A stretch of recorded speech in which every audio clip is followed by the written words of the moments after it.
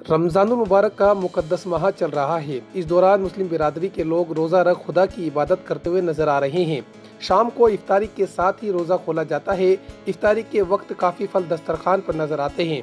इफ्तारी के वक्त अगर फल नजर नहीं आए तो रोज़ा खोलने का मज़ा नहीं आता। शायद इसी वजह से रमज़ान से पहले सस्ते मिलने वाले फलों की कीमतों में इजाफा कर दिया जाता है। वहीं अब मुस्लिम तंजीमों की जानिब से राजस्थान हुकूमत पर इस पूरे मामले को लेकर सवालिया निशान खड़ा किया गया है कि रमज़ान के मुकद्दस महीने में फलों की कालाबाजारी होती है तो हुकूमत की जानिब से इन लोगों पर कोई कार्रवाई आखिर क्यों नहीं की जाती। सब ये इसी बार नहीं, हर बार ये देखने को मिली है, लेकिन इस साल तो जो है कुछ भारी तादाद में बढ़ोतरी हुई है दामों में और सरकार ने इसके ऊपर कंट्रोल नहीं किया। ये हमारी बदनसीबी है, जबकि सरकार हर काम के ऊपर कंट्रोल कर रही है। कोरोना के मामला को लेकर के कितना एक्टिव है, लेकिन उनको साथ के साथ ये भी ध्यान देना चाहिए कि किसी चीज़ के दाम तो नहीं बढ़ रहे। आज रमज़ानों के अंदर केला देखो 25 रुपये 30 रुपये किलो है। अब ये क्या बोलते हैं, मतीरा देखो आप 20 रुपये किलो है, 15 रुपये किलो है।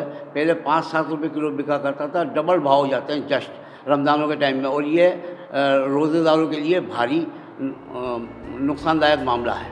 जयपुर से ईटीवी भारत के लिए मोहम्मद रज़ाउल्लाह की रिपोर्ट।